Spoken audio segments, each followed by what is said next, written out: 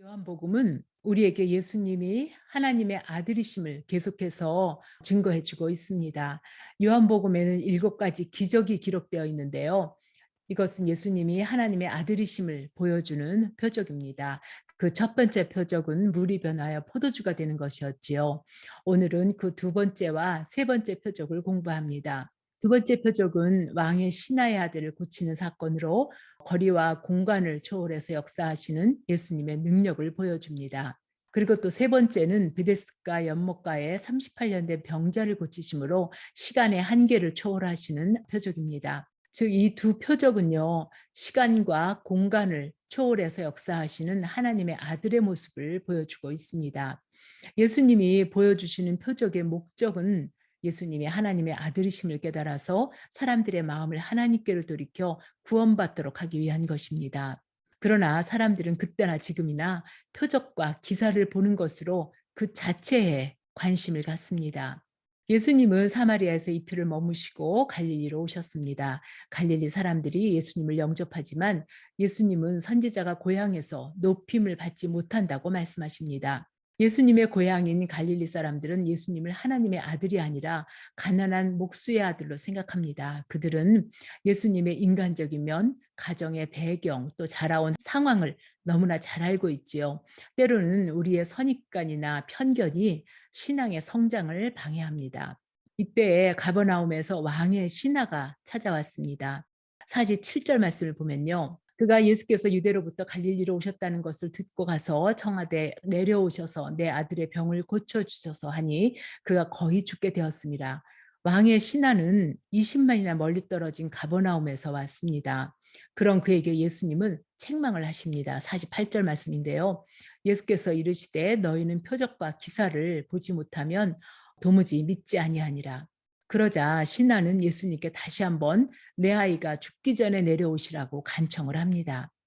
왕의 신하는 예수님의 소문을 듣고 아들을 고칠 수 있을까 해서 찾아왔습니다. 그의 생각은 아들이 죽기 전에 예수님이 오셔야만 된다고 생각합니다. 예수님이 병을 고칠 수 있는 분이시지만 아들이 죽기 전에 오셔서 아들에게 직접 기도하셔야 된다고 생각하는 것입니다. 이것이 왕의 신하가 갖고 있는 예수님에 대한 고정관념입니다. 예수님은 그런 신하에게 표적을 보이시지 않으시고 말씀으로 하십니다. 가라, 내 아들이 살아있다. 그러자 왕의 신하는 예수님이 하신 말씀을 믿고 갔다고 했지요. 로마서 말씀 보면은요. 믿음은 들으면서 나며 들음은 그리스도의 말씀으로 말미암니라고 했습니다. 여기서 예수님은 왕의 신하에게 공간을 초월해서 역사하시는 하나님의 아들임을 보여주고 계십니다. 신하가 돌아가는 길에 종으로부터 아들이 나았다는 소식을 들었습니다. 예수님이 말씀하신 그 순간에 병이 나았음을 확인하고 그 신하와 온 가족이 예수님을 믿게 되었지요. 예수님은 공간과 거리를 초월하시는 표적을 통해서 아들의 병뿐만 아니라 신하의 영적인 그 편견과 고정관념을 고치신 것입니다. 다시 예수님은 예루살렘으로 가셨습니다. 유대인의 명절이 되었기 때문이지요. 예루살렘의 모든 사람들이 명절을 맞아서 잔치로 즐거워할 때 예수님은 베데스다 연못가에 38년 된 병자를 찾아가십니다.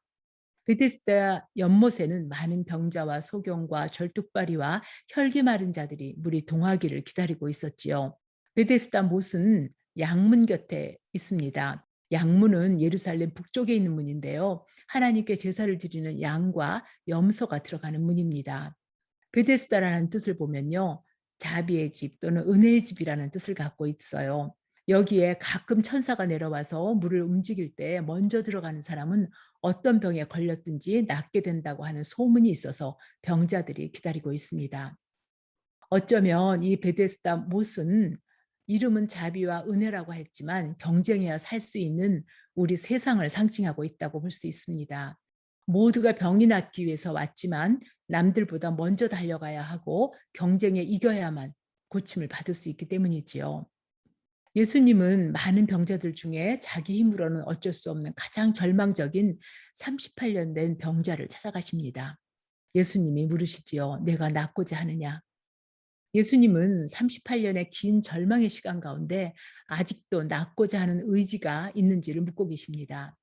이에 병자는 자기를 도와줄 사람이 없다고 한탄을 합니다. 7절 말씀 봅니다. 병자가 대답하되 주여 물이 움직일 때 나를 못에 넣어주는 사람이 없어서 내가 가는 동안에 다른 사람이 먼저 내려가나이다. 그러자 예수님은 일어나 내 자리를 들고 걸어가라고 하십니다. 예수님의 이 말씀은요, 38년 된 환자에게는 어쩌면 큰 도전이었을 것입니다. 그는 자신이 나올 수 있는 방법은 오로지 물에 먼저 들어간 것이라고 생각했을 것이고 38년 동안 그렇게 살아왔을 것입니다.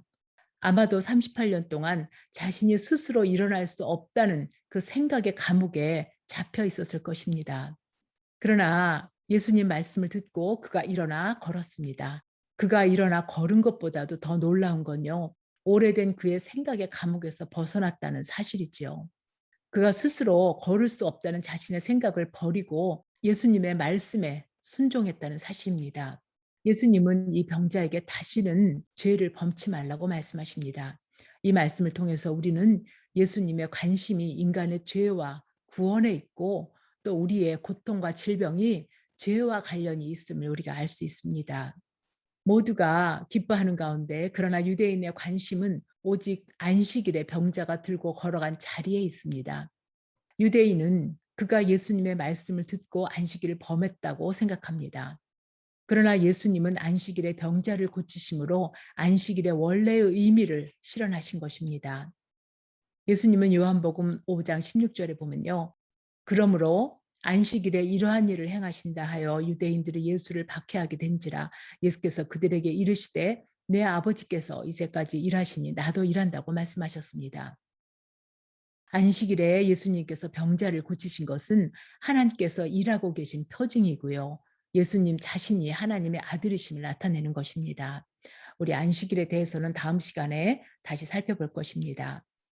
오늘 예수님이 왕의 신하의 아들을 고치는 표적과 또 38년 된 병자를 고치는 표적을 우리가 살펴봤습니다. 여기서 우리는 예수님을 믿고 구원을 받은 사람들과 또 거부하는 사람들의 특징을 우리가 살펴볼 수 있습니다. 먼저 왕의 신하를 살펴보면요, 왕의 신하는 먼 길을 달려와서 예수님이 아들에게 오셔야만 병이 나을 수 있다는 고정관념을 가지고 있었습니다.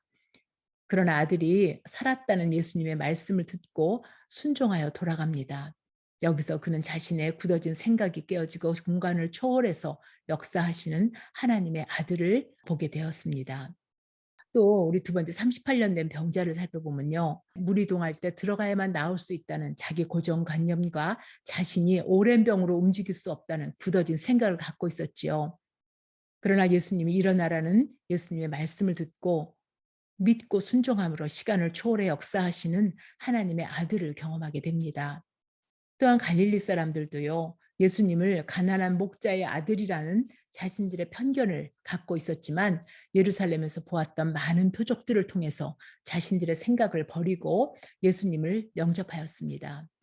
그런데 마지막으로 유대인들을 보면 유대인들은 안식일에 일하면 안 된다는 그들의 굳어진 고정관념을 버리지 않습니다. 그러므로 하나님의 아들로 구원을 베푸는 예수님을 받아들이지 않습니다. 우리는 삶에서 반복되는 경험을 통해서 형성된 자기의 각자의 고정관념과 생각을 갖고 살아가고 있지요. 그러나 이 고정관념과 생각은 전지전능하신 예수님의 능력을 제한하기가 쉽습니다. 우리가 이 각자의 틀을 깨고 고정관념을 버리고 예수님의 말씀에 순종할 때 우리는 하나님의 아들이신 예수님을 만날 수 있을 것입니다. 우리 모두에게 예수님을 만나는 이런 은혜가 넘치기를 간절히 원합니다. 함께 기도하시겠습니다. 우리의 생명 되신 하나님 아버지, 오늘 요한복음에서 예수님이 행하신 표적들을 살펴보았습니다. 예수님의 그 표적을 보면서 자신의 그 고정관념과 틀을 버리고 예수님을 받아들인 왕의 신하와 38년 된 병자와 갈릴리 사람들이 있었습니다. 그러나 유대인들은 예수님이 안식일을 범했다는 자신들의 그 생각을 버리지 않고 예수님을 받아들이지 않습니다. 하나님 아버지, 우리도 예수님 앞에 우리의 고정된 생각과 틀을 버리기를 원합니다. 예수님이 내 삶에 이렇게 역사하셔야 된다는 우리의 고집을 버리기를 원합니다. 주님은 온전히 우리가 주님을 우리의 구주로 또 주의 말씀을 우리 삶에 빛으로 받아들이기를 원합니다.